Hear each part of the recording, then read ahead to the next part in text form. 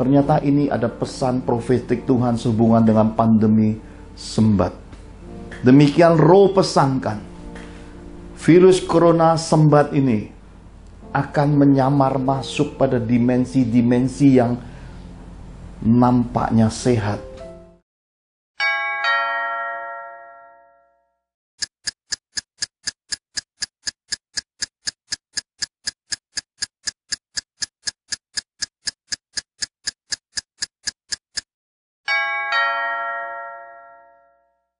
Bencana kematian akan semakin besar.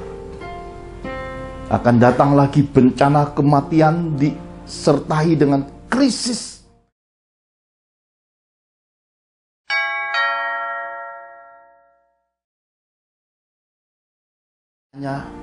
Oleh karena doa orang-orang kudus, masa pandemi ini akan dipercepat. Kalau tidak akan panjang dan akan fatal. Harga mahal bagi bangsa-bangsa.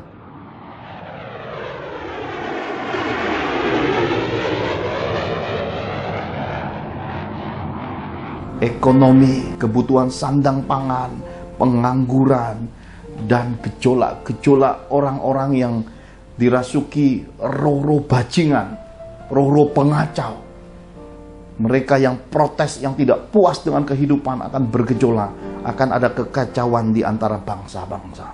Tuhan pesankan.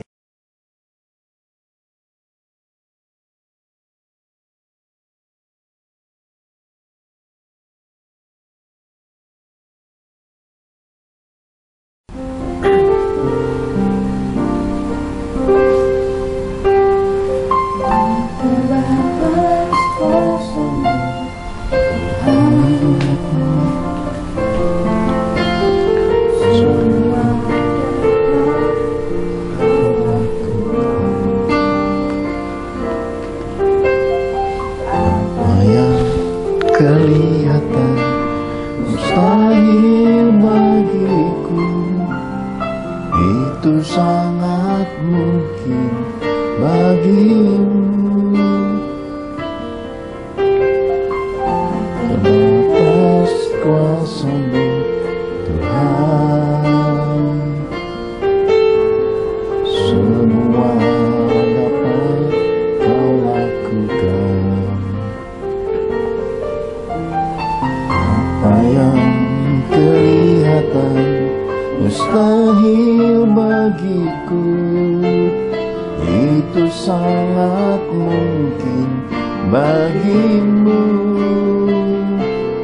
Di saat ku tak berdaya, kuasa-Mu yang sempurna.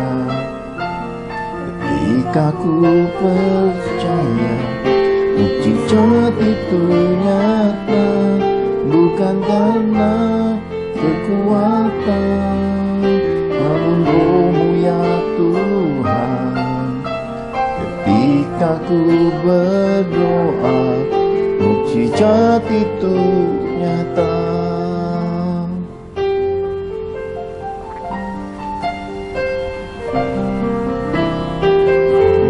Batas kuasa-Mu Tuhan, semua dapat Kau lakukan. Apa yang kelihatan mustahil bagiku, itu sangat mungkin bagimu. Di saat ku tak berdaya, kuasa-Mu yang sempurna. Ketika ku mukjizat itu nyata, bukan karena kekuatan, namun Roh-Mu ya Tuhan. Ketika ku berdoa, mukjizat itu nyata. Di saat ku tak berdaya, kuasa-Mu yang sempurna. Ketika ku berdoa, mukjizat itu nyata. bukan karena kekuatan, namun Roh-Mu ya Tuhan. Ketika ku berdoa, mukjizat itu nyata.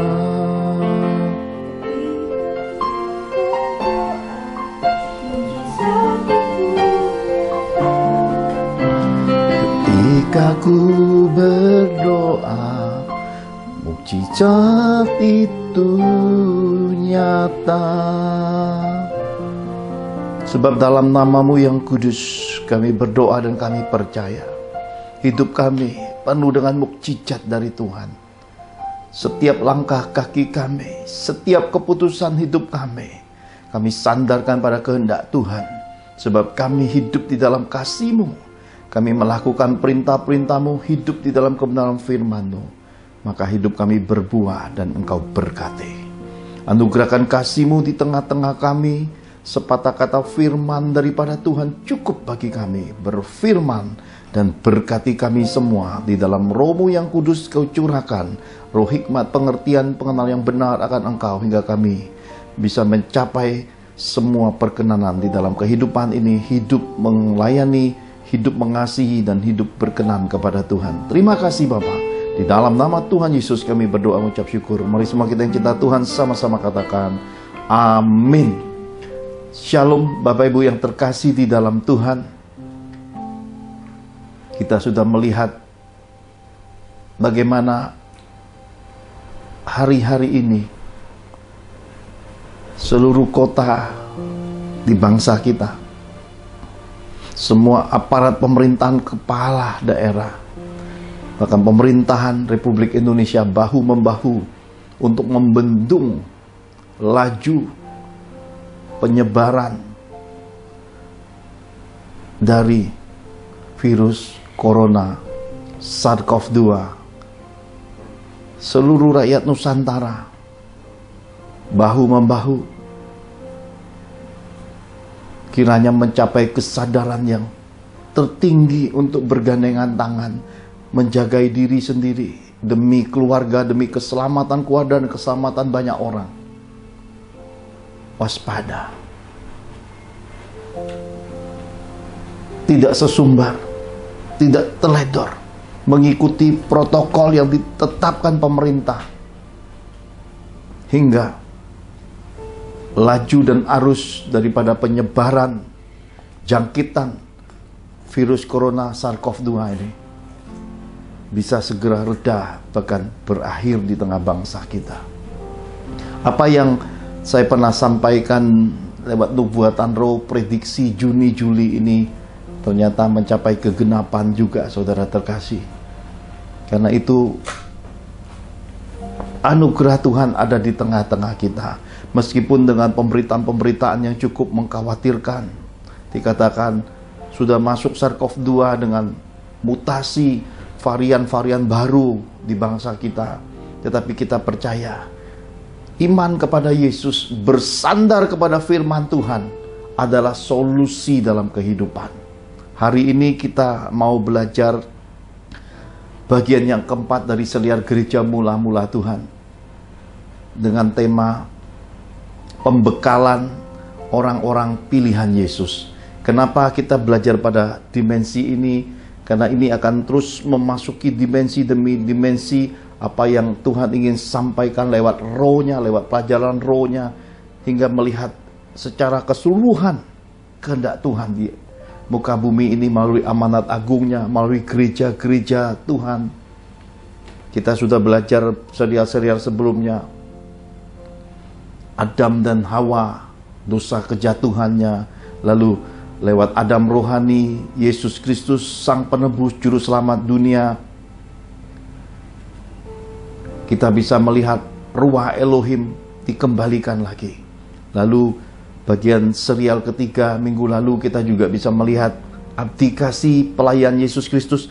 Tuhan pesankan secara khusus mengenal Dia, kuasa kebangkitannya, mencapai imago Dei dengan ruah Elohim di balik penderitaannya, persekutuan di dalam penderitaannya membawa kita masuk kepada kedalaman kasih-Nya hingga ruah Elohim membawa kita mencapai rupa dan gambar Allah, imago Dei Yesus Kristus, sesuai dengan karya penciptaan mula-mula. Semua Tuhan ingin kembalikan lagi agar manusia tidak kehilangan kemuliaan Allah dalam kehidupan. Mari kita bersama-sama melihat lebih dulu apa yang tertulis di dalam Lukas pasal 24 ayat 36 sampai yang ke-49. Lukas 24 ayat 36 sampai yang ke-49.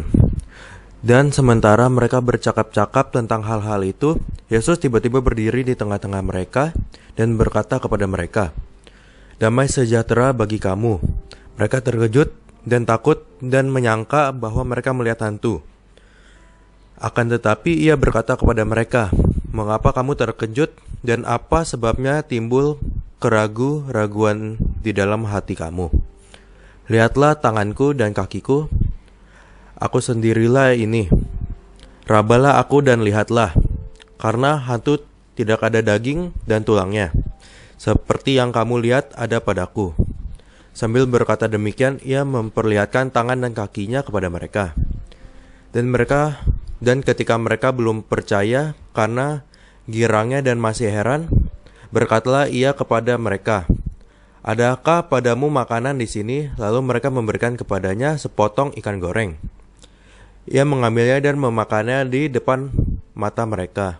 Ia berkata kepada mereka, "Inilah perkataanku yang telah kukatakan kepadamu ketika aku masih bersama-sama dengan kamu, yakni bahwa harus digenapi semua yang ada tertulis tentang aku dalam kitab Taurat Musa dan kitab Nabi-Nabi dan kitab Mazmur." Lalu ia membuka pikiran mereka sehingga mereka mengerti kitab suci. Katanya kepada mereka, "Ada tertulis demikian, Mesias harus menderita dan bangkit dari antara orang mati pada hari yang ketiga. Dan lagi, dalam namanya berita tentang pertobatan dan pengampunan dosa harus disampaikan kepada segala bangsa, mulai dari Yerusalem. Kamu adalah saksi dari semuanya ini, dan aku akan mengirim kepadamu apa yang dijanjikan Bapakku. Tetapi kamu harus tinggal di dalam kota ini sampai kamu diperlengkapi dengan kekuasaan dari tempat tinggi." Amin. Amin. Apakah yang Tuhan Yesus bekali bagi orang-orang pilihannya? Yang pertama adalah iman dimensi supranatural. Saudara-saudara terkasih, iman bukan lagi sebatas apa yang dilihat, apa yang didengar, tapi harus dialami. Iman harus mencapai buahnya, iman harus mencapai kegenapan dari apa yang kita percayai dan dari apa yang tertulis di dalam kitab para nabi, kitab Taurat. Semua kitab itu menuliskan kegenapan dan hari itu tiba pada masa itu dan pada masa hari ini. Semua ini Tuhan masih bekali bagi kita, orang-orang yang mengasihi Dia. Saudara terkasih, secara supranatural ketika murid-murid berkumpul, Yesus masuk di dalam ruangan tertutup itu. Bukan suatu kebetulan kitab suci menuliskan kata hantu, karena di dalam kehidupan ini, seluruh umat manusia, besar kecil tanpa diajar, sudah bisa tahu dengan naluri perihal hantu, saudara terkasih. Karena itulah di dalam dimensi supranatural kita bisa menemukan antara Tuhan dengan hantu-hantu, setan-setan. Pada bagian inilah harus dipahami bahwa kitab suci terbentang di dalam nama Yesus. Semua setan takluk. Setan-setan takluk di dalam namanya yang kudus sejak dahulu kala hingga hari ini. Artinya, di bawah kolong langit ini memang hanya ada satu nama yang diberikan. Oleh nama ini keselamatan ada. Dan semua setan-setan, semua hantu-hantu takluk di dalam namanya. Karena itulah ketika dia membuka pikiran murid-murid saat itu, pikiran yang tertutup inilah yang membuat manusia lebih takut sama hantu daripada takut sama Tuhan. Karena itulah selama manusia-manusia di muka bumi, terlepas itu orang-orang Kristen atau non-Kristen, orang-orang yang belum punya Tuhan, selama pikirannya tertutup, mereka tidak takut sama Tuhan. Mereka tidak mau jaga hidupnya. Mereka lebih takut pada hantu. Mereka takut pada kebutuhannya tidak terpenuhi. Mereka takut kepada kepentingannya nanti hilang. Mereka takut nama baiknya tercemar. Mereka lebih menjaga gengsinya, martabatnya, kepentingan harga dirinya daripada hidup takut akan Tuhan. Itu kenapa? Pikiran-pikiran yang tertutup. Selama manusia memiliki pikiran-pikiran yang tertutup, mereka akan cenderung hidup egois. Mereka tidak akan memilih untuk memuliakan Tuhan. Mereka tidak akan memilih untuk hidup takut akan Tuhan. Mereka tidak akan memilih untuk mengalah, memilih jalan kasih, mengampuni, untuk mempersembahkan seluruh kesaksian kebenaran hidupnya untuk Tuhan. Kenapa? Karena dengan pikiran-pikiran tertutup, mereka akan selalu berada pada 3 area, yaitu dunia, nafsu manusia, dan setan-setan. Pikiran-pikiran yang tertutup ini mengurung murid-murid pada saat itu dalam ketakutan. Mereka tahu kitab suci. Mereka sudah dengar pemberitaan kitab suci, sudah dijelaskan secara pribadi di dalam pemuritan 3,5 tahun. Tetapi naluri dengan pikiran tertutup, ketakutan akan hantu itu muncul. Maka saat itu Yesus membuka pikiran murid-murid. Hari ini saya berdoa, Roh Kudus membuka pikiran semua umat Tuhan, para pendengar yang sering kali kita terdoktrinasi, jadi pikiran kita yang tertutup jadi semakin sempit, akhirnya menebal, membentuk benteng-benteng kekuatan manusiawi, benteng-benteng agamawi, hingga pada akhirnya tanpa sadar kita menolak Roh Kudus masuk. Kita menghalangi firman Yesus, firman Injil yang murni itu masuk ke dalam diri kita. Oleh karena apa? Oleh karena keegoisan manusia lama kita, kedagingan kita menghalangi akan jalan masuknya kemuliaan Bapa. Saya berdoa kiranya hal ini bisa disingkapkan, bisa jadi refleksi perenungan kita pada kesempatan berharga ini. Dahulu sebelum pandemi berkembang pengajaran, bagaimanakah bahwa untuk hidup ini kita mesti hidup sehat, kemudian yang dari dunia menggarami keberadaan gereja, yang dari dunia menggarami kehidupan rohani kekristenan ini, tanpa sadar duniawi membaur masuk, memberi percampuran hingga kamirlah keadaan kemurnian kekristenan. Terdoktrinasilah sekelompok orang meskipun ini nampaknya baik. Ya, saya bicara pada koridor baik lebih dahulu dengan mengutip, manusia hidup di Taman Eden, mereka vegetarian. Benar, tidak ada yang menyangkali semua itu. Dan saya hanya ingin bertanya, siapa yang melihat Adam dan Hawa makan vegetarian di Taman Eden? Apakah Anda adalah saksi? Di bagian manakah dinyatakan bahwa ada seseorang yang melihat Adam Hawa vegetarian? Oke, saudara, kita tidak mau berdebat perihal itu karena akan menjadi debat kusir rohani yang tidak ada habis-habisnya. Karena semua yang baik tidak perlu ditentang. Karena semua yang baik itu dasarnya dari mana?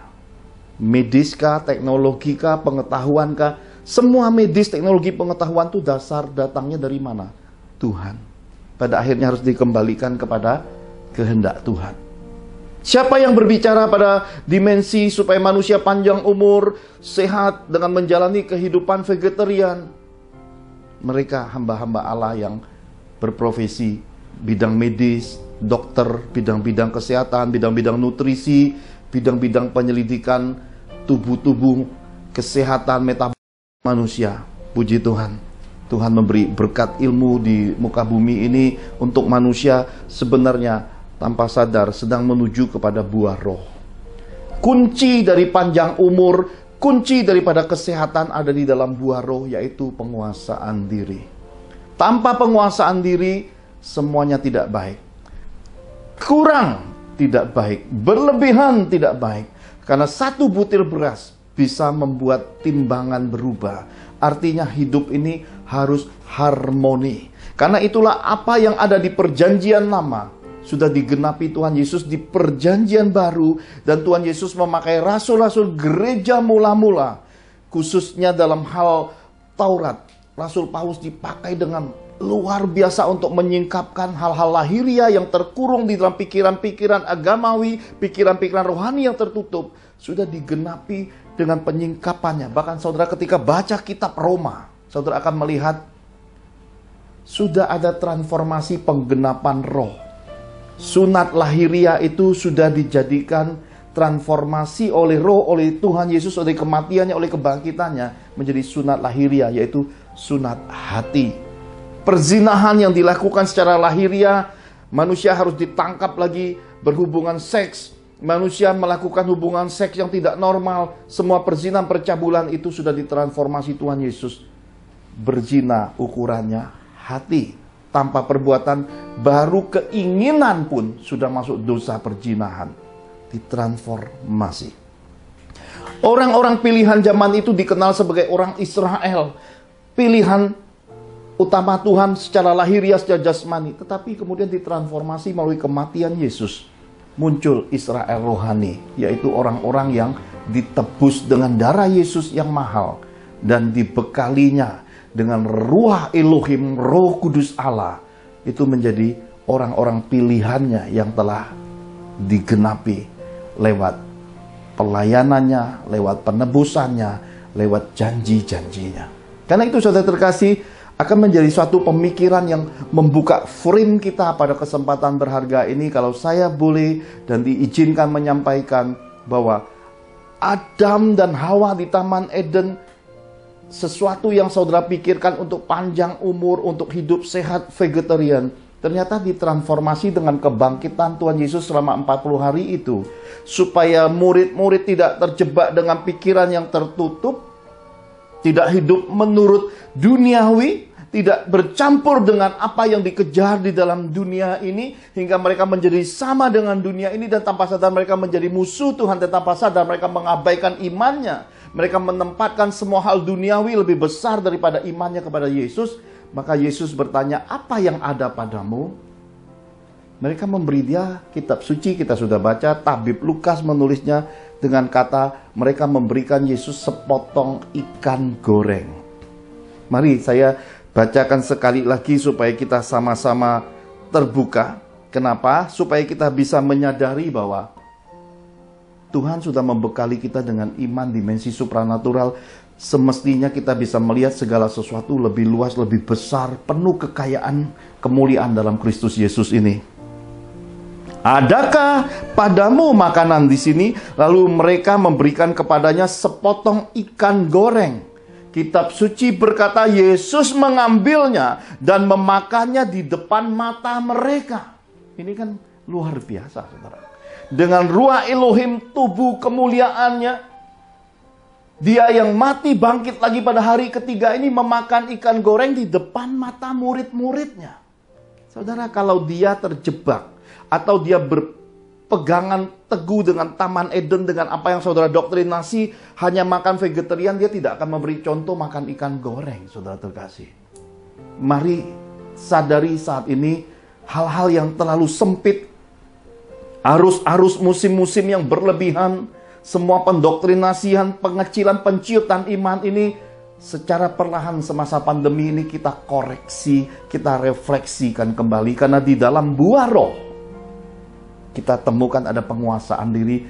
Tubuh ini sudah bisa mengelola segala sesuatu bila Roh Allah berdiam di dalam kita. Tubuh akan mengatur kalau kita haus, tubuh akan mengatur kalau kita lapar, tubuh akan menolak ketika kita makan suatu makanan yang berisiko dan berlebihan.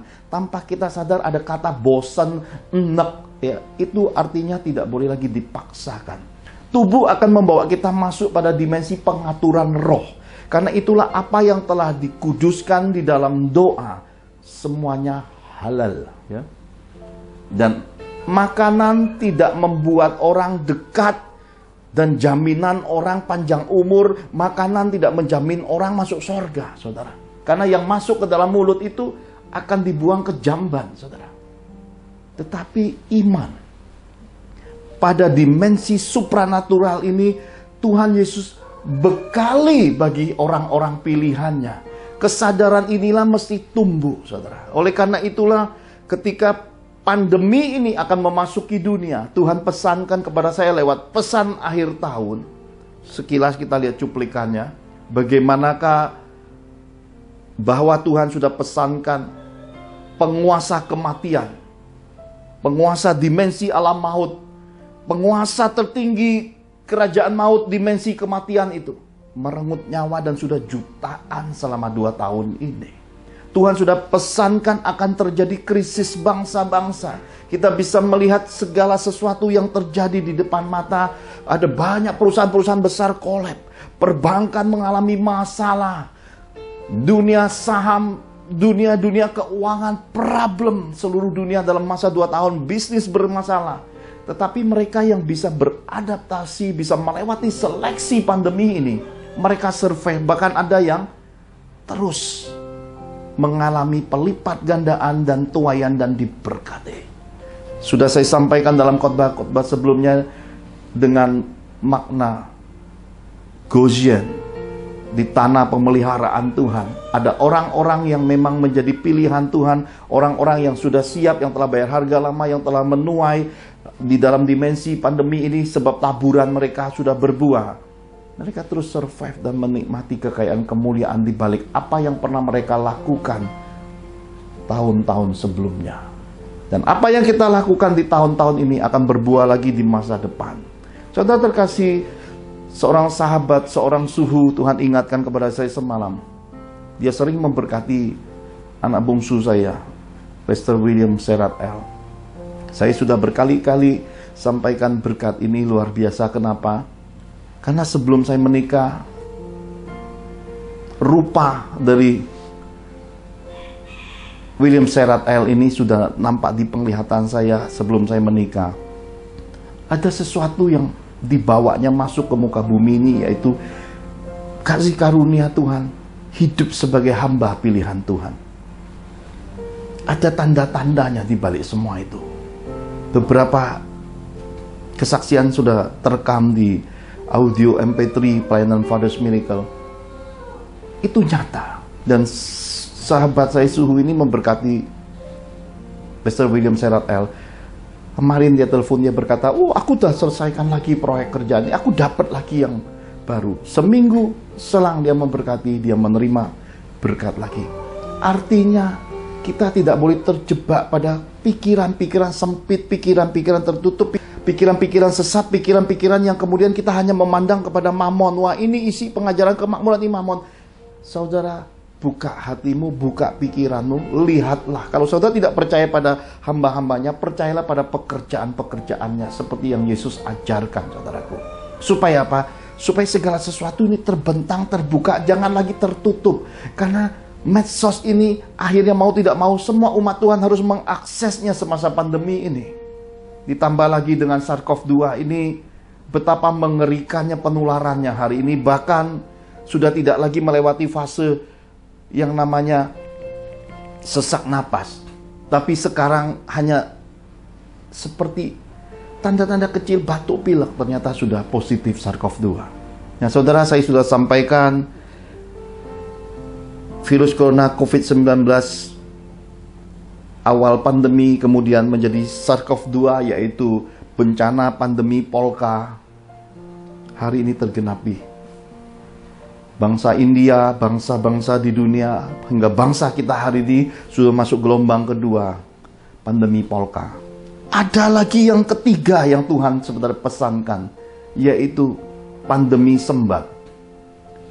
Pandemi sembat ini tertutup pengertiannya, tetapi terpujilah Tuhan yang menyingkapkannya. Dalam masa 2 minggu ini saya sudah mengujinya. Izinkan saya sampaikan pesan Tuhan ini sebagai peringatan bagi orang-orang beriman. Juga ini himbauan kepada pemerintah bangsa kita dan pemerintah bangsa-bangsa di dunia untuk mempersiapkan bangsanya, pemerintahannya, mempersiapkan segala sesuatunya. Karena pandemi gelombang 3 yang disebut pandemi sembat ini berbeda dengan polka. Kalau polka ini bicara tentang daya tularnya, seperti tarian polka yang tiba-tiba merebak sekejap, seluruh zonanya akan memerah bahkan menghitam. Tapi kalau sembat ini berbeda, saudara terkasih. 2 minggu yang lalu di dalam suatu mimpi supranatural, saya dibawa masuk pada suatu mimpi dan penglihatan. Mimpi itu di dalamnya ada penglihatan. Saya ada di suatu area Dan ketika saya memandang sebelah kiri, saya melihat ada beberapa orang berjalan dengan curiga-curiga. Lalu saya melihat keluarnya mereka itu dari tembok yang sangat tinggi. Lalu ketika saya memandang ke kanan, ada orang celingak-celinguk yang nggak punya tembok dan bangunan. Lalu saya melihat ke depan. Saya melihat ada satu rupa wanita, mukanya parasnya seperti Ibu Angel Yehuda, saudara. Saya kenal. Daughter of Jerusalem, inilah anak-anak Tuhan. Digambarkan seperti Angel Liu Yehuda yang terus beraktivitas, yang tidak lelahnya untuk bekerja, yang selalu memberi hidupnya yang terbaik untuk persembahan bagi Tuhan, menolong, jadi kemanisan bagi banyak orang, jadi berkat di muka bumi. Tiba-tiba jarak kira-kira 2-3 meter, saya melihat satu sosok lagi, ya, karena membelakangi saya. Yang di kanan saya kenal, itu dari belakang, itu kayak kenal jelas bahwa itu Bu Angel Liu Yehuda. Tapi yang di sebelah kiri saya, mirip sekali sosoknya, saudara. Karena itulah saya melihat kiri, melihat kanan, melihat kiri, melihat kanan. Kok mirip sekali. Lalu di dalam diri saya ada suatu kuasa yang mengalir, yang menggeraki saya, dan kuasa ini saya tahu persis, inilah Ruah Elohim. Karunia membeda-bedakan roh itu bekerja, dan kuasa yang maha besar itu menggerakkan kaki saya melangkah mendekati dan berdiri di antara tengah-tengah kedua sosok wanita ini. Sebelah kanan itu pasti Angel Liu Yehuda. Kenapa? Karena saya tahu dan saya kenal, dan itu pasti 100% tidak keliru. Lalu sebelah kiri ini yang mengambil rupa yang mirip dengan Bu Angel Liu Yehuda ini saya saksikan. Dan ketika saya sudah dekat jaraknya dengan kedua sosok wanita ini, sosok yang sebelah kiri memalingkan mukanya, dan sosok yang sebelah kanan sekilas saya lihat juga memalingkan mukanya. Dan tiba-tiba tangan saya terarah untuk memegang sosok yang di sebelah kiri, untuk mencengkramnya, menyingkirkannya, supaya menjauhi Ibu Angel Liu Yehuda. Dan di dalam mimpi itu dia mundur, saudara. Dan saya melangkah maju, dan saya merasakan satu kuasa urapan yang besar untuk memegangnya, untuk mencengkram sosok yang saya tahu persis, inilah setan-setan. Inilah penguasa tingkatnya cukup tinggi di dalam kerajaan kegelapan, karena sudah bisa menyamar. Kitab suci berkata malaikat-malaikat gelap menyamar sebagai malaikat-malaikat terang. Inilah dimensi roh-roh penyesat. Inilah roh-roh yang sudah bisa bermain, memutarbalikkan segala keadaan, pengertian dan pemahaman orang-orang percaya. Inilah roh-roh palsu, roh-roh yang mendompleng, roh-roh yang menyesatkan kehidupan orang-orang beriman. Dan ketika saya terus melangkah, dia mundur. Kemudian tiba-tiba saya melihat dari belakang Bu Angel bergerak. Lalu dia pegang tangan saya, dan dia melihat sosok setan itu. Lalu tiba-tiba tangan saya mencengkeram sosok wanita setan ini dan mengangkatnya tinggi, saudaraku, supaya tidak menyentuh bumi, supaya tidak menyentuh gereja-gereja Tuhan, supaya tidak menyentuh orang-orang yang hidupnya bergantung kepada Tuhan. Dan saya melihat lewat dimensi mata roh, saya melihat yang di sebelah kiri dengan bangunan-bangunan tembok yang tinggi itu semuanya berkumpul melihat. Yang di sebelah kanan tanpa tembok-tembok melihat. Ternyata ini ada pesan profetik Tuhan sehubungan dengan pandemi sembat. Demikian roh pesankan, virus corona sembat ini akan menyamar masuk pada dimensi-dimensi yang nampaknya sehat, nampaknya itu tidak apa-apa. Dimensi roh penyakit virus corona sembat ini tidak bisa dideteksi dengan mudah. Harus memahaminya secara detail, menemukan mana yang paten, baru bisa menemukan roh-roh sembat. Kiranya Tuhan membekali para tenaga ahli kesehatan, dokter-dokter, tim penguji, para peneliti, mereka yang berkiblatnya di dunia medis. Kiranya Tuhan membekali mereka dengan keahlian, memberikan rohnya kepada mereka supaya bisa mengenali manakah yang sesungguhnya manusia-manusia yang sehat di muka bumi ini dengan manusia-manusia yang sudah terkena virus corona sembat. Saudara, akan datang kata Tuhan masanya, oleh karena doa orang-orang kudus, masa pandemi ini akan dipercepat. Kalau tidak akan panjang dan akan fatal, harga mahal bagi bangsa-bangsa. Tetapi oleh karena doa-doa orang kudus, masa pandemi virus corona ini akan dipercepat. Tetapi di balik percepatan, oleh karena doa orang-orang kudus ini, bencana kematian akan semakin besar. Akan datang lagi bencana kematian disertai dengan krisis, disertai dengan kebutuhan pokok yang akan membuat manusia mengalami kesulitan besar.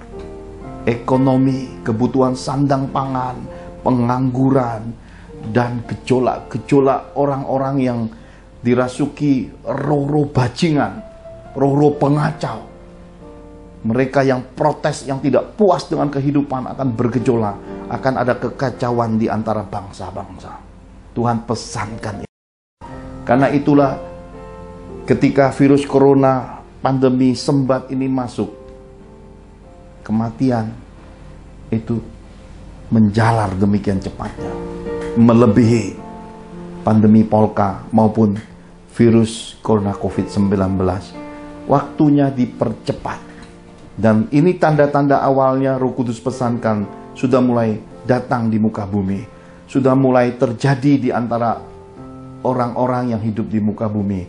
Karena itulah barang siapa bertelinga hendaklah ia mendengar. Kiranya pemerintahan bangsa kita, kiranya para menteri dan jajaran pemerintahan yang ada sudah mulai mempersiapkan semua departemen lumbung-lumbungnya. Lumbung-lumbung keuangan. Menteri keuangan harus berjaga-jaga, bersiap-siap terhadap finansialnya. Menteri perekonomian, menteri yang mengurusi segala penyediaan pangan, kebutuhan makan bangsa, sudah harus mempersiapkan masa 3-5 tahun. Cadangan ini diperlukan untuk menghadapi pandemi sembat ini. Presiden yang kita kasih yang saat ini, masa jabatannya di bangsa kita mungkin hanya sisa beberapa tahun lagi, akan membuka suatu lembar baru. Suara-suara bergema di sana sini. Bila Tuhan munculkan penggantinya yang memang setara, berkualitas, akan datang sesuai pesan Tuhan di akhir tahun, di tahun ini. Kalau tidak, akan terdengar suara-suara untuk memasuki masa jabatan extend, kata Tuhan. Kenapa? Karena masa jabatannya 2 periode ini, sebagian masa jabatan terhilang oleh karena pandemi. Tetapi dia telah berjerih payah di dalam pembangunan. Sesuai dengan apa yang dipesankan Tuhan, dia tidak berhenti membangun.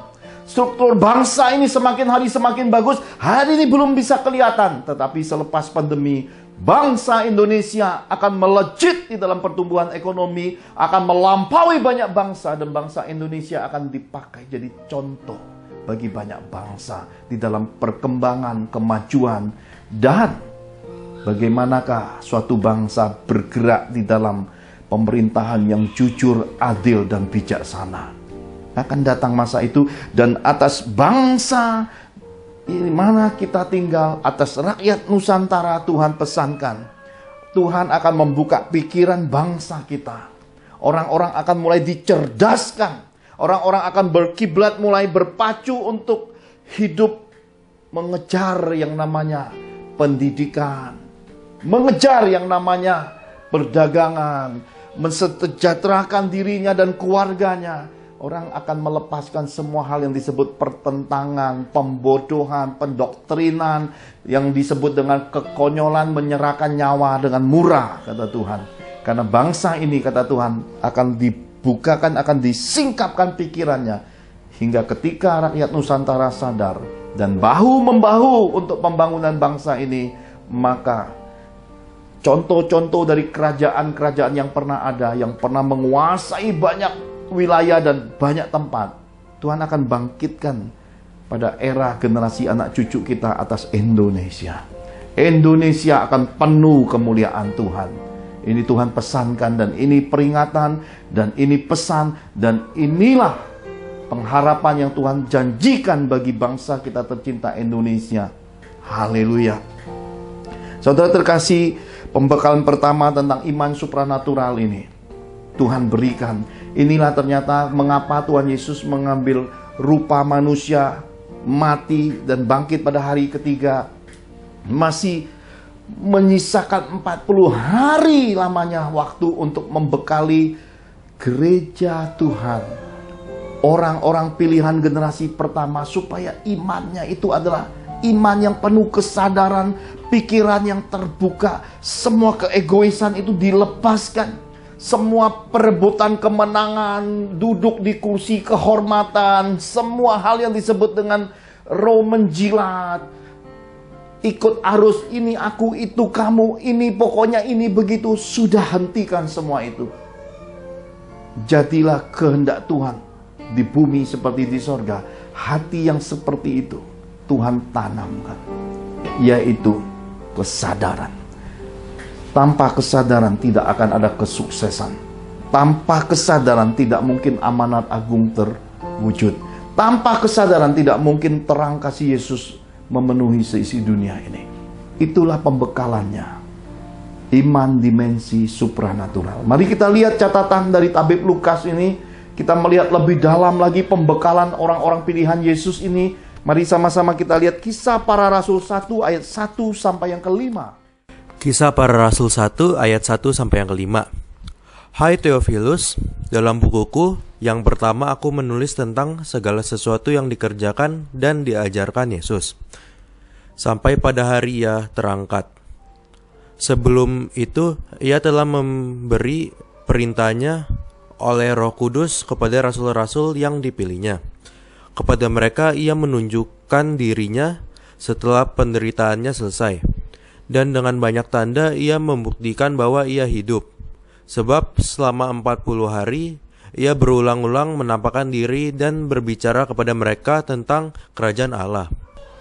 Pada suatu hari ketika ia makan bersama-sama dengan mereka, ia melarang mereka meninggalkan Yerusalem dan menyuruh mereka tinggal di situ menanti janji Bapa yang demikian katanya, telah kamu dengar daripadaku, sebab Yohanes Pembaptis dengan air, tetapi tidak lama lagi kamu akan dibaptis dengan Roh Kudus. Amin.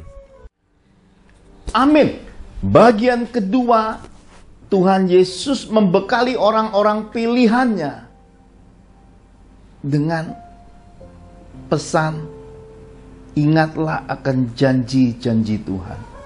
Saudara terkasih, berpeganglah pada kitab sucinya, berpeganglah pada imanmu, percayalah sepenuh kepada apa yang telah Roh Kudus nyatakan kepadamu di dalam nubuatan, di dalam mimpi, di dalam firman, di dalam khotbah-khotbah, di dalam impres rohmu, batinmu. Ingat dan catat semua itu, dan ketika engkau menemukan jalan-jalan buntu, ketika engkau menemukan tidak ada lagi jalan, tidak ada lagi pertolongan, berpegang pada janji-janji Tuhan.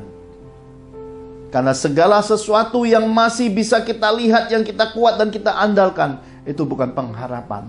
Tetapi ketika segala sesuatu tampaknya tidak ada apa-apa lagi, pegang janji-janji Tuhan. Itulah pengharapan iman di dalam Yesus. Saudara terkasih, pengalaman pribadi dan kesaksian hidup saya, di lantai ini saya berbaring ketika istri saya meninggal dunia. Saya sudah sering saksikan, saya berkata, Tuhan, aku tidak lanjutkan lagi pelayanan dan pengabdian ini. Biarkan aku jadi orang Kristen biasa, membesarkan kedua anakku. Saudara, di suatu pagi, seperti apa yang pernah kita baca di dalam perjanjian lama, dalam rupa kemuliaan, dia berdiri, dia berbicara kepada saya seperti seorang papa bicara kepada anak. Suara yang terdengar terbuka. Ada banyak sekali pembicaraan pagi itu, dan ketika saya memilih dan berkata, baiklah bila itu kehendakmu, ada banyak sekali gegenapan janji-janji Tuhan. Dan bila saya ingat hari ini, bila saya tidak berpegang pada janji-janji Tuhan. Bila saya melepaskan janji-janji Tuhan, ada banyak hal akan terlepas. Dan ketika saya meraih janji-janji Tuhan, sesuatu ada hari ini. Karena di masa lalu saya pegang janji-janji Tuhan. Ada Bu Angel yang diselamatkan, ada Richie yang bermain musik yang kita dengar suara lantunan musiknya, ada keluarga besar Father's Miracle, ada anak-anak rohani di berbagai kota dan berbagai bangsa. Ada relasi rekan-rekan sekerja di dalam Tuhan. Ada hamba-hamba Tuhan yang menjadi pertalian kasih. Ada banyak hal datang lagi. Hal-hal yang baik yang datang dari Tuhan. Ketika kita meraih janji-janji Tuhan, berpegang pada janji-janji Tuhan, hal-hal baik akan datang di dalam hidup kita. Sekalipun pada saat itu, kita sedang di lembah kelam, kita di tengah keputusasaan, kita sedang menghadapi kehidupan kebuntuan, kesulitan ekonomi, mungkin didera penyakit, mungkin persoalan keluarga yang begitu pelik, complicated, kehidupannya tak menentu arah, tapi pegang janji-janji Tuhan. Dalam hitungan waktu sekejap, sebagaimana dinubuatkan di dalam Mazmur, keadaan kita seperti orang-orang bermimpi ketika Tuhan memulihkan keadaan Sion. Itu janji Tuhan. Janji Tuhan pasti terjadi. Janji Tuhan bagi saya, bagi keluarga The Johan, bagimu, bagi keluargamu, pasti terpenuhi. Semua janji Tuhan pasti terpenuhi. Karena itu saudara terkasih, adalah pilihan di antara tidak ada pilihan, adalah pilihan di antara semua pilihan. Berpeganglah pada janji-janji Tuhan. Ini Tuhan sudah persiapkan bagi gereja mula-mulanya.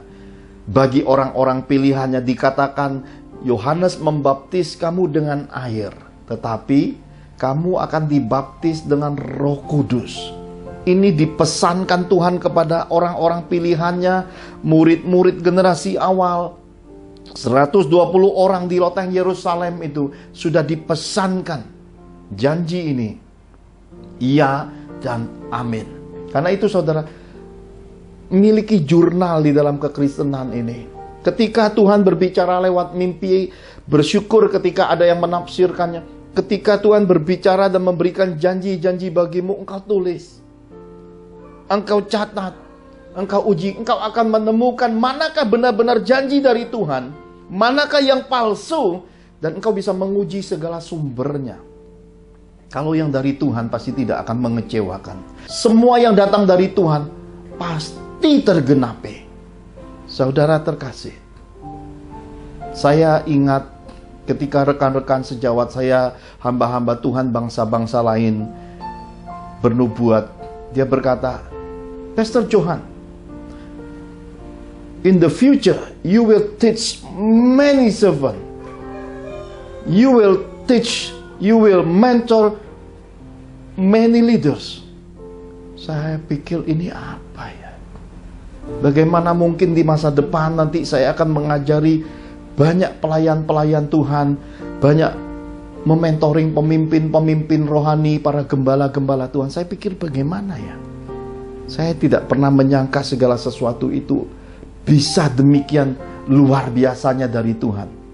Saya berdoa, kiranya beberapa rekan-rekan hamba Tuhan yang semasa dulu pernah berjumpa saya pada kegerakan masa krisis atas Indonesia, di dalam suatu mimbar yang sama saya diutus Tuhan datang tanpa undangan, tanpa apapun, dan tidak ada seorang pun melihat saya berjalan dalam dimensi pelayanan, dalam dimensi Tuhan menyatakannya bahwa ini adalah kehendakku. Saya bisa duduk di tengah hamba-hamba Tuhan tanpa undangan, tanpa apapun. Saya juga nggak ngerti, dituntun roh masuk begitu saja. Ternyata pada musim itu, ketika beberapa hamba Tuhan, Brother Sadhu Zefaraj,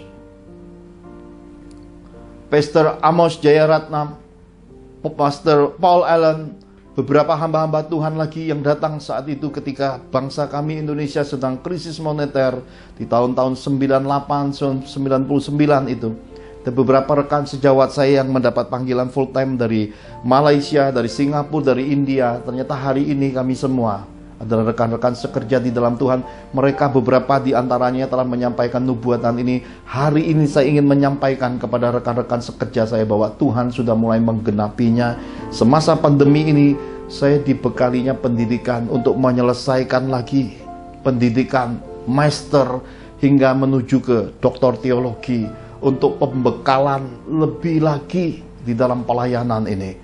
Saya tidak pernah berpikir sama sekali semua itu, dan semua orang berkata nggak mungkin seorang Pastor Johan akan sekolah dengan pelayanan, dengan kesibukan. Tetapi Tuhan menghentikan semasa pandemi ini, dan Tuhan berkata, ini saatnya engkau mabung lagi. Saatnya engkau melepaskan semua, tidak lagi sibuk pekerjaan, tidak lagi sibuk pelayanan, tidak lagi sibuk apapun. Duduklah tenang, diberkati, dan sekolahlah. Maka yang saya pernah sampaikan 2019, 2020, 2021, 2022 adalah masa pendidikan roh. Barang siapa mendengar pesan Tuhan ini, berbahagialah mereka kepada mereka yang sudah dibawa masuk di dalam pembekalan, diperlengkapi lagi, diajari lagi untuk masuk di dalam pelayanan kemuliaan yang lebih besar. Bahkan keluarga di Johan, supaya semua ini seimbang, 19 Desember tahun 2020 diberi suatu kesempatan anugerah yang tidak boleh ditiru. Bagian ini jangan diinginkan. Mereka mengalami goncangan. Mobil itu berputar-putar dan berkeliling-keliling, dan kemudian menabrak suatu tiang pembatas di kilometer 163. Roh maut memutari mereka, tetapi Tuhan berkata, di mana sengat maut, semua ditaklukkan di dalam nama Yesus, untuk memberitahukan kepada sisi dunia ini bahwa barang siapa yang takut kehilangan nyawanya akan kehilangan nyawanya, tapi barang siapa yang tidak takut kehilangan nyawanya karena Yesus, mereka mendapatkannya kembali dan akan dipakai Tuhan dalam kemuliaan, di dalam kehidupan, di dalam masa depan. Karena itu saudara terkasih, kami adalah saksi. Kami memberitakan segala sesuatu, apa yang Tuhan nyatakan, yang kami lihat, yang kami dengar, dan yang diperintahkan kepada kami, kami sampaikan secara murni. Sebab pada kehidupan kami ada janji-janji Tuhan yang kami pegang. Bukan suatu beban, bukan suatu kebanggaan, bukan. Ini adalah satu kewajiban. Tugas pemberitaan ini sebagaimana adalah kepercayaan dan mandat yang dari Bapa Surgawi.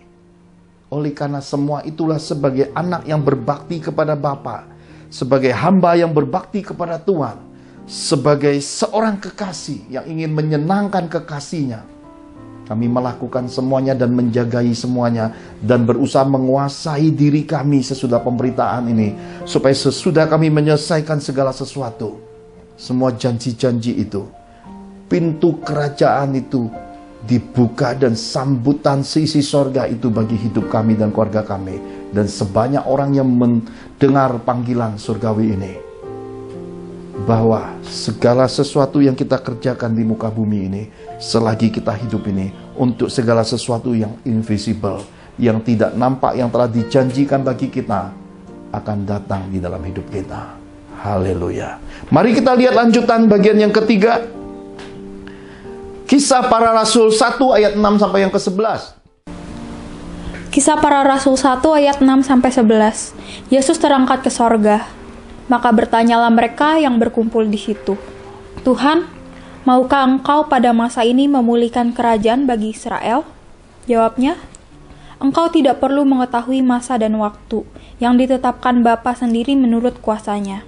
Tetapi kamu akan menerima kuasa kalau Roh Kudus turun ke atas kamu, dan kamu akan menjadi saksiku di Yerusalem dan di seluruh Yudea dan Samaria dan sampai ke ujung bumi.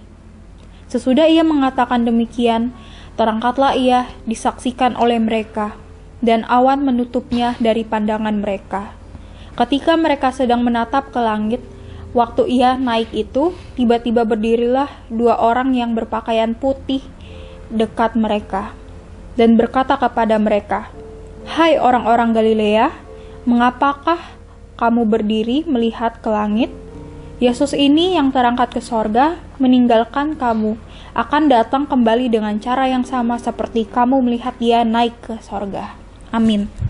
Amin. Bagian ketiga, pembekalan Tuhan Yesus kepada orang-orang pilihannya. Pembekalan Tuhan Yesus kepada saya, Anda dan keluarga kita semua, kepada semua kita hari ini. supaya kita fokus kepada tugas panggilannya. Murid-murid bertanya, Tuhan, pada masa ini apakah Engkau akan memulihkan kerajaan bagi Israel? Semua itu hal besar, semua itu adalah pertanyaan rohani, semua itu adalah bentuk pengharapan bangsa pilihan Tuhan. Tapi Tuhan tidak mau murid-murid berpikiran sampai ke sana. Karena itulah dalam kehidupan mengikuti Tuhan, di dalam kehidupan kekristenan ini, jangan melampaui apa yang sudah dibatasi Tuhan. Jangan melampaui batas dari satu tapal batas roh, yaitu penguasaan diri. Jangan melampaui apa yang melebihi dari sebuah makna yang Tuhan sudah katakan cukup. Cukup makan, cukup pakai, cukup. Kalau saudara terus lampaui, saudara akan terus khawatir. Khawatir anakmu, masa depan anak-anakmu, khawatir cucu-cucumu, khawatir hidupmu, khawatir masa tuamu, khawatir semua hal. Tetapi orang yang percaya kepada Tuhan, yang hidup di dalam kehendak Tuhan, day by day, mereka hidup hari lepas hari, mereka menjalani kehidupannya dengan ucapan syukur. Mereka menikmati hari lepas hari, mereka tidak pernah takut kehilangan. Karena di dalam ketakutan kasih Yesus tidak sempurna. Suami istri, satu dengan yang lain masih curiga, satu yang lain masih ketakutan. Handphonenya masih banyak passwordnya dan masih ada handphone rahasia. Engkau tidak punya ketulusan dan kekudusan, dan engkau tidak punya kasih yang sempurna dalam berkeluarga. Takut suamimu direbut orang, takut istrimu digondol orang, takut ini, takut itu, semua serba ketakutan. Seakan-akan hidupmu tidak ada Tuhannya. Kenapa? Karena engkau melampaui semua batasan. Iman adalah bagaimana kita berserah kepada Tuhan. Ketika saudara sudah berdoa, percayalah, dalam segala keadaan apapun Tuhan akan menjawab doamu. Orang benar dengan yakin dan percaya berdoa, bahkan hujan bisa ditahan 3,5 tahun. Nabi Elia, kata kitab suci, adalah orang biasa. Meskipun dalam keadaan orang biasa, dia berdoa. Orang biasa yang berdoa ini, saudara, bukan doa biasa. Ada ruah Elohim dalam dirinya. Hingga ketika dia berkata, tidak turun hujan, 3,5 tahun tidak turun hujan. Lalu dia berkata, turun hujan. Hujan pun turun seperti hujan badai lebatnya. Artinya, Tuhan ingin kita menyadari sepenuhnya, fokus pada tugas panggilan hidupmu. Setialah meskipun nampaknya kecil. Karena yang kecil itu ditakar di dalam kehidupan, bagi kita kecil belum tentu kecil di hadapan Tuhan. Apa yang kita anggap besar dalam kehidupan, kekayaan yang kita andalkan, kemolekan, banyak relasi hamba Tuhan, banyak teman-teman, banyak sahabat, di tengah kesusahan semua itu bisa hilang dalam hidupmu. Karena itu saya selalu ingatkan, milikilah mentor-mentor rohani yang terbukti, teruji, dan terpuji. Milikilah keluarga-keluarga dalam Tuhan yang dalam keadaan apapun ada di sisimu. Mereka yang meskipun jauh jaraknya, tetapi kasihnya itu nyata. Bahwa Tuhan memang menyandingkan engkau dengan keluarga-keluarga dalam Tuhan ini memiliki tali kasih. Dan saudara, di balik semua tali kasih dan persaudaraan dan berkeluarga di dalam Kristus ini, kita saling membangun di dalam pengenalan akan Tuhan. Kita menjagai dan mewujudkan mimpi-mimpi yang dari Tuhan. Kita punya pengharapan di masa depan untuk memuliakan Tuhan. Dan ada pertemuan-pertemuan di udara, bagaimana kita saling mendoakan, saling memberkati. Dan ketika kita mendengar suatu kekurangan keberadaan, satu keadaan yang tidak menyenangkan, kita mengulurkan tangan, kita melepaskan bantuan, kita melepaskan perkataan, kita berdoa, kita menyanjung Tuhan di balik kasih yang kita semaikan di balik keluarga-keluarga dalam Tuhan ini. Di tengah kesulitan hidup, mereka ada. Itulah kitab suci berkata, ada teman yang melebihi saudara. Di tengah kesulitan, ada sahabat-sahabat yang melebihi keluarga. Orang-orang yang datang dari Tuhan ini, jagai. Dengan kita tahu budi, dengan kita tahu bagaimana menempatkan semua hal-hal berharga yang Tuhan taruh di dalam hidup kita, tidak kita hancurkan oleh karena keegoisan, ketidakdewasaan, kemanjaan oleh kelakuan salah satu anggota keluarga kita menghancurkan semua permata-permata Tuhan ini, saudara rugi. Di masa tuamu mungkin engkau butuh orang-orang yang sudah engkau tampik oleh karena gengsi, karena nggak enak hati. Engkau sungkan, engkau hancurkan pengurapan hidupmu, engkau hancurkan perasaan-perasaan Kristus dalam dirimu, pikiran-pikiranmu yang semula penuh pikiran Yesus, engkau tanamkan dengan pikiran-pikiran kerdil kembali, engkau tutup pikiran-pikiranmu untuk memenangkan keluargamu yang sebenarnya salah besar di hadapan Tuhan. Engkau menolak orang-orang pilihan Tuhan, nanti pada waktunya engkau akan menuai. Engkau akan menuai, kata Roh. Dan saat itu jangan sampai terlambat. Karena Tuhan pesankan kepada murid-murid ini masa menjelang dia akan terangkat ke sorga. Fokus pada tugas panggilanmu. Jangan urusi hal-hal berlebihan. Setiap perkara kecil, seiring waktu, semua yang kecil akan jadi besar, semua yang besar akan jadi kemuliaan. Lihatlah sebatang pohon mangga di rumah Pastor Johan ini, yang kami tanam dari pohon yang kecil, yang hari ini sudah merindangi sampai lantai 2, sedang menuju ke lantai 3. Ranting-ranting, daun-daun, tunas-tunas. Bahkan ada beberapa buah yang menggelantung oleh beberapa sahabat security kami, satpam kami. Dia berkata, "Pak, jangan dipetik ya Pak, nanti cengeng mangga nih." Saya bilang, "Kenapa?" "Ya biarkan Pak, jatuh membusuk enggak apa-apa, nanti buah berikutnya akan besar-besar, akan lebat Pak." Saya ingat, bukankah ini pernyataan ini ada pada bangsa Israel tentang buah sulung? Kalau yang sulung mereka nggak petik, mereka biarkan aja. Saya juga mendengar hal-hal nasihat itu dari orang-orang yang tidak mengenal Tuhan, yang tidak ada garis rumpun Kristusnya. Maka saya berkata, karena mereka ikut andil di dalam menanam pohon ini. Karena sebelum menanam pohon ini dulu, saya mesti congkel satu pohon palem. Akarnya yang dalam. Dan 2 satpam yang ikut bantu saya ini, salah satunya sudah meninggal dunia, sisa 1 lagi. Jadi nasihat ini saya nggak baik, maka kami putuskan kami tidak mau ambil buah pada tahun 2021 ini. Kami biarkan menggantung, biarkan jatuh, biarkan dimakan codot ya, dimakan kelelawar, biarkan saja. Maka kami percaya di tahun 2022 pohon mangga ini akan berbuah lebat, besar-besar, jadi berkat, jadi kemanisan, dan semua yang tertulis dalam kitab suci digenapi. Hidup kita jadi berkat. Karena itulah saya percaya ketika Tuhan berkata, fokus pada tugas panggilanmu. Jangan ambil tugas panggilan orang. Nggak usah niru-niru. Nggak usah tumpang tindih. Nggak usah teriak-teriaknya orang, saudara ya. Dan saudara nggak usah jadi calok rohani. Kekristenan ini urusannya adalah urusan kita di hadapan Tuhan. Masing-masing punya fungsionalnya, masing-masing ada jawabannya, masing-masing harus memasuki tugasnya. Jangan engkau berpikir jadi calok rohani, buat ini, buat itu. Engkau kira engkau sangat dipentingkan. Berhenti, saudaraku. Marilah semua orang memahami, menyadari tugas panggilan ini. Kalau Tuhan memanggil engkau jadi pendoa, jadi pendoa. Nggak usah jadi pengkhotbah. Kalau Tuhan panggil engkau jadi pengkhotbah, engkau juga tetap harus berdoa. Kenapa? Meskipun bukan berdoa seperti pendoa, tapi engkau tidak boleh kehilangan jam doa. Baik pendoa, baik pengkhotbah, baik penginjil, baik itu orang-orang yang jadi gembala, orang-orang yang memiliki persekutuan, orang-orang yang dipercayakan jadi pemimpin, orang-orang yang dipercayakan menggembalakan kawanan kecil. Semua tetap harus punya jam doa. Tetap harus baca firman Tuhan. Tanpa baca firman Tuhan, tanpa berdoa, kita sendiri sudah kehilangan diri, saudara.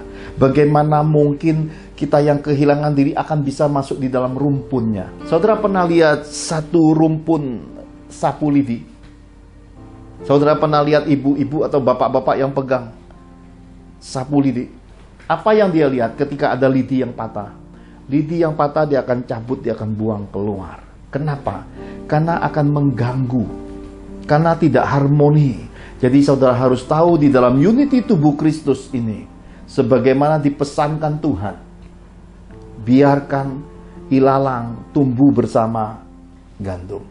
Karena pada harinya nanti para malaikat akan diutus untuk memisahkan. Yang jahat, yaitu ilalang-ilalang itu, akan dipisahkan dan akan dibakar.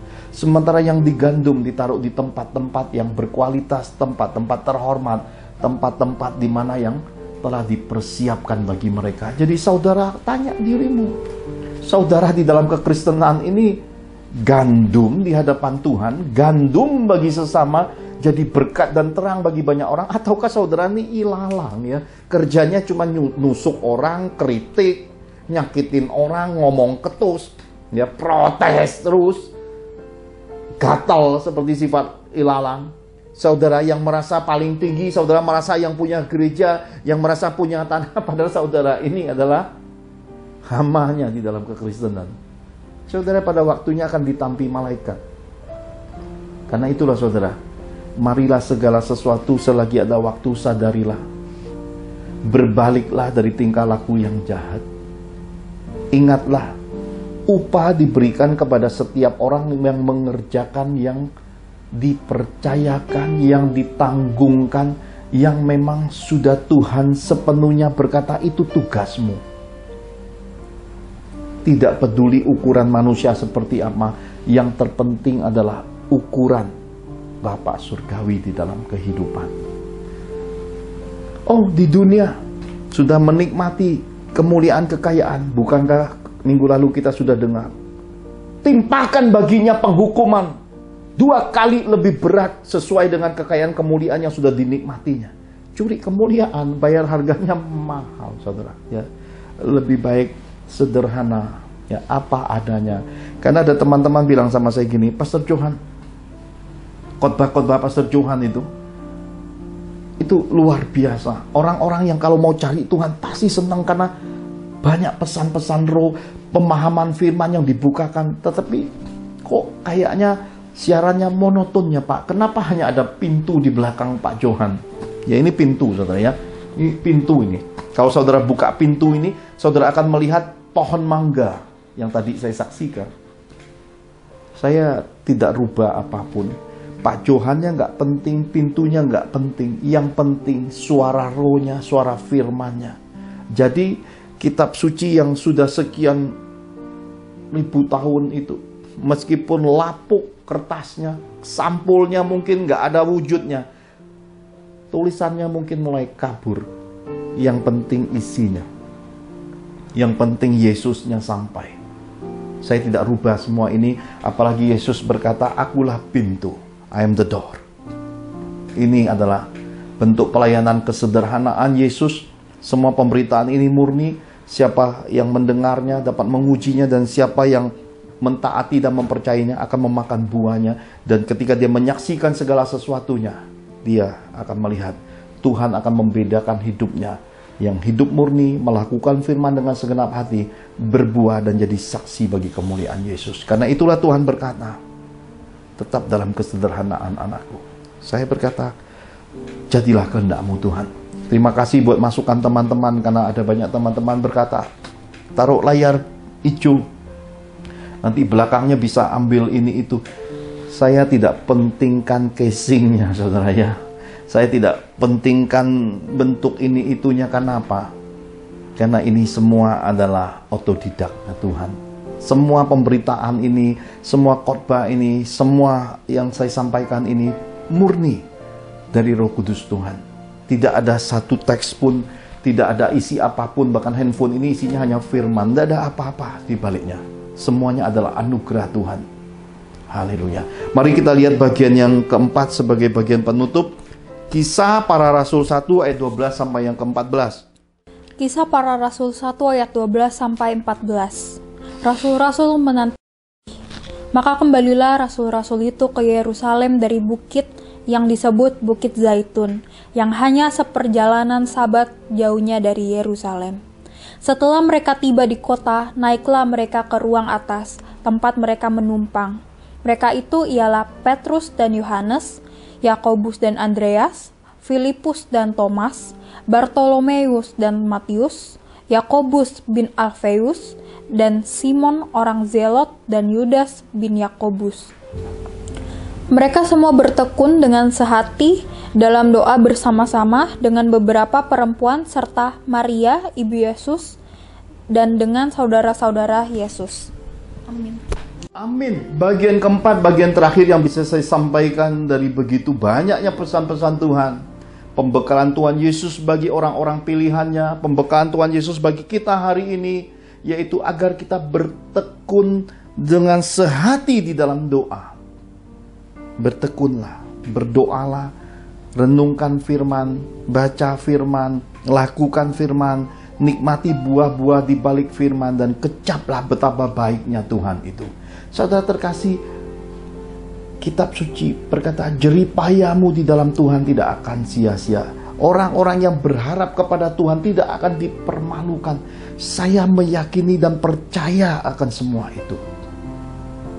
Saudara, semasa-masa saya merendahkan diri berdoa pada tahun 2021 ini, saudara sudah dengar saya sudah baca kitab suci 2 bulan 15 hari tepatnya, menyelesaikan kitab Kejadian sampai Wahyu. Ada banyak hal saya renungkan, ada banyak hal saya melihat benar perkataan Yesus itu adalah perkataan yang hidup.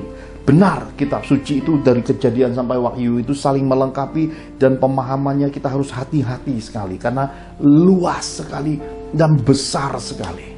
Saudara, ada banyak kali dalam kehidupan orang-orang menginginkan Pentakosta lagi. Ini masa-masa ini adalah masa-masa persiapan menuju Pentakosta. Saudara, nanti kita akan masuki dimensi-dimensi karunia-karunia, perjalanan rasul-rasul, banyak hal pada gereja mula-mula. Nanti kita belajar di sesi-sesi yang akan datang. Nah, saudara, apa yang terjadi di loteng Yerusalem, kita akan nanti belajar tentang hari Pentakosta, pencurahan roh, saudara.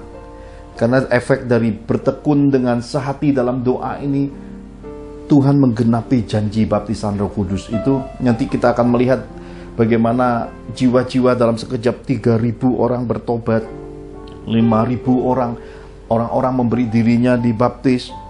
Ada sida-sida Ethiopia ketemu kolam, tidak nunggu lagi. Apa yang harus ditunggu nih? Ada air, ada kolam, baptis. Ya.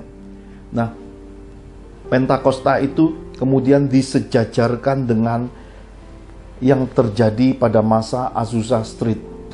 Kegerakan Pentakosta, mereka hamba-hamba Tuhan, banyak orang-orang percaya, para hamba-hamba Tuhan mempercayai bahwa Azusa Street adalah Pentakosta kedua. Di dalam dunia teologi, di dalam kelas-kelas teologi terjadi perdebatan. Itu tidak alkitabiah. Di mana dinyatakan Pentakosta itu ada 1, Pentakosta 2, ada Pentakosta 3. Debat sana, debat sini. Kemudian orang-orang yang kritis di dalam teologi, kritis di dalam firman Tuhan, terus begini begitu, saudara. Saya tidak ikut hal-hal begitu. Kenapa? Saya tidak mau ributkan. Ini padi Timur Tengah, ini beras dari Jepang, ini beras Indonesia. Saya tidak mau urus urusan beras. Yang saya tahu kalau Tuhan menyediakan nasi di rumah, mengucap syukur, berdoa, baik itu beras yang dari Thailand, dari Filipina, dari Jepang, dari Timur Tengah, ataupun dari bangsa kita tercinta Indonesia, kalau sudah di piringnya Pak Johan udah ucap syukur, saya makan, saudara. Tapi Pak Johan, saya tidak dikhususkan ngurusi bagian-bagian beras, saudara ya. Bagi saya cukup makan, cukup. Jadi saya nggak mau terlalu ributkan. Yang percaya dengan Pentakosta 2 dan mengharapkan Pentakosta 3, silakan. Yang berkata tidak alkitabiah, terus berpegang dengan teologi dan juga Alkitab, silakan. Sana sini baik, ya.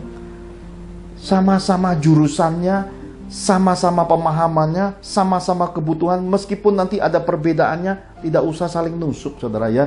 Yang merasa makan roti itu lebih sehat, terus makan roti. Terus nanti teologi. Yang merasa makan beras, makan nasi lebih sehat, terus makan nasi. Makan roti, makan nasi, sama-sama hidup untuk Yesus. Semua perbedaan perselisihan itu harus ada kasih yang menengahinya. Nah, izinkan saya menengahinya dengan 2 kesaksian terakhir. Ya. Yang pertama, Azusa Street itu dimulai dari kehidupan satu tokoh yang bernama William Joseph Seymour. Ya, orang-orang Kristen mengenalnya William Seymour ya. Di umur 25 tahun kena penyakit cacar. Kita tahulah ada pandemi cacar, ada penyakit cacar. Dan kebetulan juga ini pandemi virus corona juga. Salah satu matanya buta akibat cacar. Dan pada masa William Seymour, kehidupan kekristenan itu masih ada di dalam gereja-gereja itu perlakuan rasialis. Orang kulit putih tidak mau duduk sama orang kulit hitam di dalam kelas-kelas teologi. William Seymour bertemu dengan satu tokoh yang mengajarkan tentang baptisan roh, bahasa lidah, bahasa roh. Oleh karena keadaan saat itu tidak bisa menerima satu kelas ada orang kulit hitam, William Seymour ini terpaksa ditaruh di koridor. Jadi belajarnya di luar kelas dengan kondisinya ya seperti itu. Ya hidupnya seperti itu. Keterbatasannya dia belajar. Hari ini kalau kita mengharapkan Pentakosta ketiga, apakah kita siap bayar harga seperti William Joseph Seymour ini? Ataukah kita hanya cuma ya ngomong sana ngomong sini propaganda Pentakosta? Ataukah kita tahu rekam jejaknya bagaimana pekerjaan roh di balik William Seymour ini? William Seymour ini kemudian beberapa kali kejadian di dalam pelayanannya, salah satunya dia diminta untuk membantu sebuah gereja di Los Angeles. Oleh karena perbedaan bahasa lidah, dia ditolak, diusir, saudara. Ditolak, diusir. Ada orang yang menampungnya, saudara. Ada tokoh-tokoh yang di dalam sejarah hidupnya menampungnya, dan masa itu dia pakai untuk berdoa puasa selama 30 hari. Selama berdoa dan berpuasa 30 hari itulah mulai berdatangan orang-orang yang di dalam pelayanannya kemudian melahirkan suatu gerakan kecil, dan kemudian orang-orang ini dibaptis Roh Kudus dan berbahasa roh. Jadi dari kumpulan kecil inilah mereka mencari gudang di suatu area. Itulah Azusa Street-nya, jalan Azusanya. Dibantu sama hamba-hamba, dengan perawat-perawat, dengan orang-orang yang mungkin pelayan-pelayan rumah tangga. Mereka membersihkan gudang itu. Disitulah mulai berdatangan banyak orang, dibaptis Roh Kudus, dipenuhi Roh Kudus, dan kemudian jalan itu menjadi jalan yang dikenal dengan Azusa Street, kegerakan Roh Kudus. Ini diinginkan Pentakosta ketiga hari ini. Apakah kita punya bagian seperti William Seymour, belajar lagi, diperlengkapi lagi, siap bayar harga, siap diutus? Apakah kita melakukan semua itu, ataukah kita ini hanya cuma hari ini banyak sekali hamba-hamba yang bergerak pada bidang yang baru semasa pandemi ini, namanya bidang rohani cucoklogi, saudara ya. Cocokin sana, cocokin sini ya. Kutap kutip, cap cip cup. Saya bilang itu ilmunya belalang kuncup, cap cip cup, khotbahkan ya. Yang agamawi tidak menyelamatkan orang, saudara. Ya, cap cip cup propaganda, cucoklogi itu calok-calok rohani, saudara. Karena tidak didasari dari kehidupan bersama Tuhan, karib dengan Tuhan. Yang kita mesti tanya diri kita hari ini. Apakah kita punya jam doa sebagai pengajar firman? Apakah kita menekuni kitab suci? Sudah berapa kali menyelesaikan pembacaan kitab suci? Seberapa jauh saudara haus lapar akan firman? Jangan sampai saudara paksa orang baca firman, saudara nggak pernah baca firman. Jangan sampai saudara selalu ngomong yang tinggi-tinggi. Itu palsu, dirimu saja sudah jadi pelakunya. Itulah yang Tuhan benci kepada ahli Taurat dan orang Farisi. Jangan sampai dalam pelayananmu dibenci Tuhan Yesus, saudara. Kenapa? Karena engkau calok rohani. Ini Tuhan pesankan. Jadi lewat kegerakan William Seymour ini, revival terjadi. Hari ini kalau engkau merindukan hal seperti itu, mulailah dari dirimu, saudara. Ya, harta ngengat berkarat yang kau timbun di balik pemberian persepuluhan, perseratusan, persembahan sulung, persembahan khusus, persembahan diakonia yang kau timbun di rekening bankmu, bahkan bank bangsa-bangsa itu, kembalikan ke Tuhan, saudara ya. Kembalikan. Kalau memang itu Pentakosta yang kau ingini, engkau harus belajar menaburnya. kembalikan kepada orang-orang yang haus lapar, yang kekurangan makan. Dukung bangsa ini menghadapi pandemi ini. Saya percaya ruah Elohim di dalam William Semorto akan masuk di dalam dirimu, dan engkau akan melampaui kitab suci sebagai seorang hamba Allah yang kaya, ternyata tidak terikat kekayaan. Cincin beliannya lepas nih, cincin batu. Pak Johan minta saya kirim ke saudara nanti ya. Kenapa? Nggak apa-apa, karena Pak Johan tidak terikat. Kalau saya bilang, oh aku belian nanti, ini cincin batu Pak Johan saya kirim, belianmu jual taburkan buat ladang misi Tuhan, buat pelayanan. Nggak usah ikat apa-apa ya. Gak usah ikat apa-apa. Kalau memang menginginkan kegerakan Pentakosta, bebaskan dirimu, merdekakan dirimu, merdekakan pelayananmu. Jangan sembunyi di balik topeng-topeng propaganda rohani. Ujung-ujungnya cuma ingin menambah jumlah di dalam sebuah organisasi. Pada akhirnya kita bisa melihat penumpukan pundi-pundi keuntungan hanya untuk menumpuk harta ngengat dan berkarat. Semua itu palsu. Palsu. Karena itulah, relakanlah hidup ini dalam ketaatan akan firman. Saudara sudah pernah dengar putra bungsu saya, Pastor William Serat L, ketika mengingini motor, saya berkata jangan.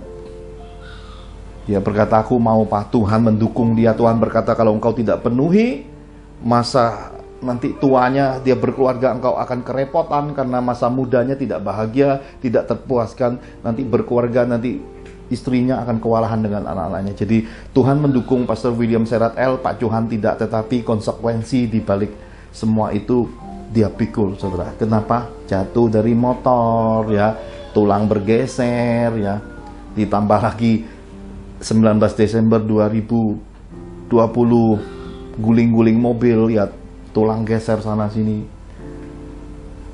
Lebih dari 6 bulan sudah kecelakaan maut mobil dan efek motor itu. Tidak ada apa-apa yang bisa kami buat. Tuhan menutup semuanya. Tapi ketika Roh Kudus bilang sama saya, nah, motormu tidak terpakai semasa pandemi, kamu juga sudah kuliah online dan dibekali Tuhan dengan kendaraan untuk kuliah, motornya lebih baik dijual, berkatnya dipakai untuk keperluanmu, untuk keperluan apa yang bisa dijadikan berkat. Dia setuju. Richie pasang iklan di medsos. Motor itu kami turunkan harganya lebih murah sedikit dari harga pasarnya dan terjual. Di hari motor itu terjual, Tuhan buka pintu kemuliaan di balik ketidaktaatan. Semua ketidaktaatan itu bersama dengan terjualnya motor itu dianggap Tuhan kelar lunas, karena dengan hati rela melepas motor itu selesai masa mudanya. Sudah pernah punya motor, sudah pernah punya rasanya Street Fire-nya, CB150R Honda-nya, dan tulang-tulang itu Tuhan ambil alih. Maka William Serat bertemu dengan ahli-ahli tulang. Wah saudara, ini tulangnya, kalau ada kesempatan saya tunjuk videonya, ditarik, dimasukin lagi, kretak, praktak, tuk, ya. Kenapa enggak Pak Johan aja yang memasukkan tulang anaknya? Karena terlalu manja sama saya, baru saya pegang sedikit aja udah geli-geli saudara ya. Tapi kalau Sinse lebih cocok saudara ya, karena itulah cocok logi itu juga ada baiknya saudara, tetapi itu pada hal-hal yang pada tempatnya. Jangan menghipnotis orang, memanipulasi nama Tuhan, mencuri kemuliaan di balik kejar upah, di balik pelayanan. Berhenti atas semua itu. Lalu akhirnya Tuhan mempertemukan Serat dengan seorang dokter yang kebetulan tanah kelahirannya sama dengan saya, kami bisa berbahasa daerah, dan juga seorang dokter punya warisan orang tuanya ahli tulang. Kemudian dia mulai lihat, ditemukanlah sumber penyakitnya di belakang leher Pastor William itu di sini. Ketika dipegang dia teriak-teriak saudara. Selama ini dipegang sinsi apapun nggak ada efek. Kenapa? Karena anak saya terlahir kuat sekali, postur tubuhnya besar, tulang-tulangnya besar, ototnya kuat, rajin olahraga, tapi dipegang sama dokter yang dipilih Tuhan, teriak-teriak, ditemukan ada struktur pada belakang kepalanya hingga pundaknya itu ada pergeseran. Bukan efek kecelakaan motor, bukan hanya sebatas efek kecelakaan mobil, ternyata sejak masa kecilnya pernah bermasalah. Lalu Tuhan ingatkan kepada saya, semasa kecilnya pernah digendong kelepok ke belakang saudara ya, oleh beberapa anggota keluarga kami. Dan Tuhan memakai dokter ini untuk memulihkan struktur tulangnya lagi. Jadi saya berkata, pertolongan Tuhan tidak pernah terlambat. Selama kita bertekun di dalam doa, kita mengandalkan Tuhan di dalam kehidupan ini, pertolongan Tuhan tidak pernah terlambat. Dan semua uang motor yang luar biasa itu hari ini harus dipakai untuk berobat. Tuntaslah sudah berkat yang diterimanya, maka Tuhan berkata, sudah kuberi dan sudah lunas semuanya. Jadi hari ini kita sudah mendengar Tuhan berkata sudah lunas. Malaikat yang berdiri di antara umat Tuhan berkata, mengapa kamu berdiri sini memandang kepada Yesus Kristus? Seperti dia terangkat nanti akan lunas, dia akan datang kembali menjemput seperti masa kamu lihat dia terangkat, dia akan turun kembali ke dunia ini. Di awan-awan permai akan jemput orang-orang yang mengasihinya dan dikasihinya. Kita sudah dapat pembekalan Tuhan hari ini. Minggu depan kita akan masuki hal-hal yang lebih dalam lagi di dalam serial gereja mula-mula Tuhan ini. Saya berdoa saudara punya kepekaan. Mengapa beberapa kali ibadah ini ada hanya Pastor William Serat yang nyanyi ya, kemudian ada Rehwel Natal yang nyanyi, kok Bu Angel hilang ya? Ada apa? Ada apa denganmu ya? Ya, jadi saudara cari tahu sendiri kenapa Bu Angel minggu lalu Rehwel juga nggak ikut nyanyi. Ada apa? Karena di dalam hidup ini Tuhan bisa izinkan semua hal terjadi. Bukan berarti segala sesuatu itu karena pikiranmu terlalu tertutup dan negatif. Tetapi Tuhan membuat segala sesuatu menurut kehendak dan rencananya. Semua indah pada waktunya. Jadi berkat bagi kemuliaannya. Dan diberkatilah semua orang yang mengandalkan Tuhan. Diberkatilah semua orang yang berharap kepada Tuhan. Diberkatilah semua orang yang tahu bahwa Tuhan membekali dirinya dengan 4 kemuliaan ini. Dan ketika dia mentaatinya, hidupnya, masa depannya, bisnisnya, pelayanannya, keluarganya diberkati. Akan berubah semuanya menuju kemuliaan. Sakit penyakitnya disembuhkan Tuhan Yesus. Anugerah Tuhan besar. Mari kita angkat kedua tangan kita. Pastor William Salat akan tutup dalam doa dan doa berkat. Saudara-saudara yang terkasih, pada hari ini kita sudah diajarkan mengenai serial Gereja Mula-Mula Tuhan bagian keempat tentang perbekalan orang-orang pilihan Yesus. Mari kita mengangkat kedua tangan kita dan doa sepakat. Jemaat yang dikasihi Tuhan, biarlah firman Tuhan selalu menjadi pelita dan terang hidup kita. Tuhan memberkati engkau dan melindungi engkau. Tuhan menyinari engkau dengan wajahnya dan memberi engkau kasih karunia. Tuhan menghadapkan wajahnya padamu dan memberi engkau damai sejahtera. Terimalah berkat dari Bapa, Tuhan Yesus dan Roh Kudus, dalam nama Tuhan Yesus. Amin. Amin. Tuhan Yesus memberkati.